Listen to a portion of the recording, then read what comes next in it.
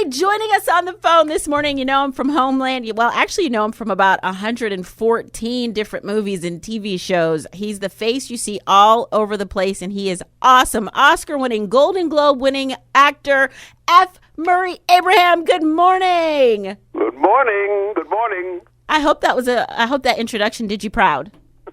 You embarrassed me, dear. Yeah. Now, I've got to say, I was really excited to do this interview because, like I said, you have been in so many movies and TV shows. It's like every time you turn something on, you're like, I know him. I've been around for a long time, I'm glad to say. I love a quote that you had about the Oscar jinx. And, you know, everybody talks about the Oscar jinx when you win, and then it seems like the roles don't come. And you were like, if this is a jinx, I want two of them. It's true. I wouldn't mind. I think there's one more in my future.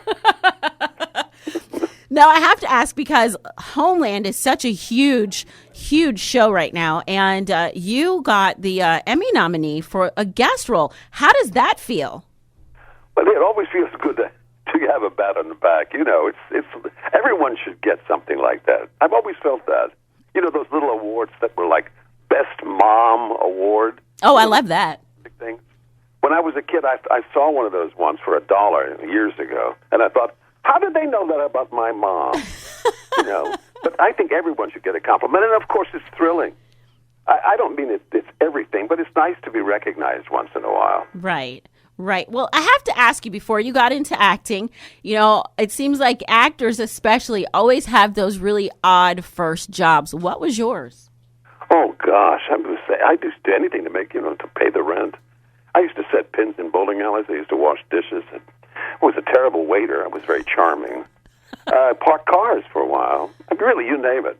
Wow. Okay. So quite the diverse background. Yes, ma'am. I'm a working man. My father was a mechanic. I'm from Texas. Did you know that? Well, I did not know. I thought you were from Pennsylvania. Well, I was born there, but I left there when I was about 2 and grew up in El Paso, Texas. Okay. And I grew up speaking Spanish. And it was a working man's background. It was nothing to do with literature, really. But I just fell into acting, fortunately. Otherwise, I would have probably been a mechanic. So your diction is so amazing. How did you go from in Texas, where of course we know you get the drawl and all of that, to just how you speak so I'm just going to say you speak perfectly. Oh, God bless you. But I really worked on getting rid of that Tex-Mex accent, and I listened to recordings by famous actors. But I really would like to mention what it meant to be able to. Oh, gosh. I don't know if you know it, but I belong to something called the Multi-Faith Alliance for Syrian Refugees. You know my father came over from Syria a long time ago. Did you know that? No, I did not. Yeah, his family left there because they were starving, and America opened its arms to them. And because of that, I'm speaking for the Syrian refugees. And I wish there were a way people could understand that it's a multi-faith organization, and they're trying to get people to understand that there's nothing to fear from the Syrian refugees. And I was hoping that I could say something about that now. May I? Absolutely. Oh, thank you so much. It's an organization that is of over 60 different faith-based organizations, including Jews, Christians, Mormons, Buddhists, who all get together and are trying to find, some peace and open the doors of America to these people. My father, when he came over, was just a kid, but we believe in America so strongly that they refused to let us speak Arabic. We only spoke English, and he tried to teach us what America meant to those people who were starving, had no place to go. Mm-hmm. And consequently, we're very patriotic. And my 2 brothers, a Marine and a U.S. Army privates, were both buried in military cemeteries. They gave their lives for the country. Mm-hmm. I just want people to understand that Syrian refugees are not to be feared. There are 15,000 Syrian doctors waiting to come to this country. We could use some doctors. And most of these refugees are children under 12. What I'm saying is, please think twice about being what America really is, which is a generous, open country. There's nothing to fear from these Syrian refugees. Thank you so much for letting me say that. Oh, you're very welcome. Is there maybe a website that we can go to research or to donate to? The Multi-Faith Alliance for Syrian Refugees. Okay. Multi-Faith Alliance. And it embraces all faiths. Awesome. Wonderful. On the phone with us this morning, we have F. Murray Abraham. You know him from shows like Homeland, The Good Wife, Star Trek, Scarface. Gosh, you have run quite the gamut. And I mean, speaking of that, you're going to be working with Ruth Bader Ginsburg. I did it. I just was there 3 days ago in Venice with her. Tell us all about that. Oh, gosh, you should meet her. You really should. She is something.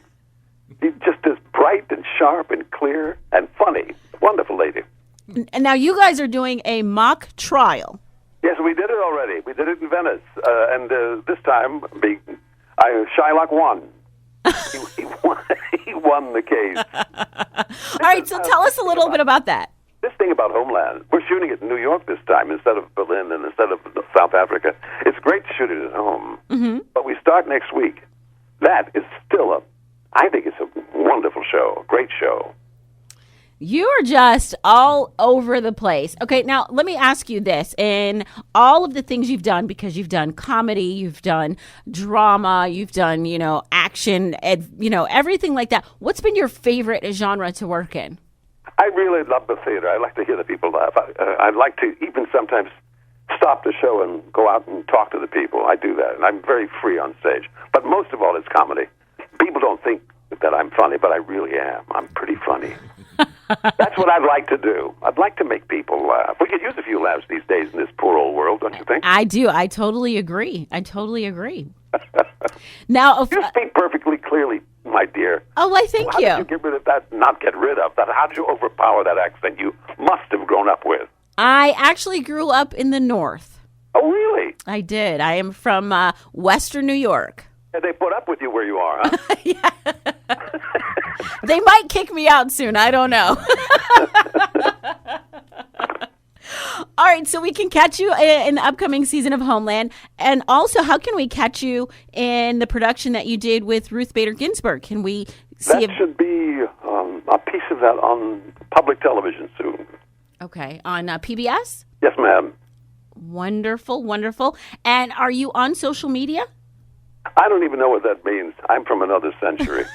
I don't know what that. Maybe I should look into it. That's just like my co-host Kirk. He doesn't know what that means either. Yeah, no.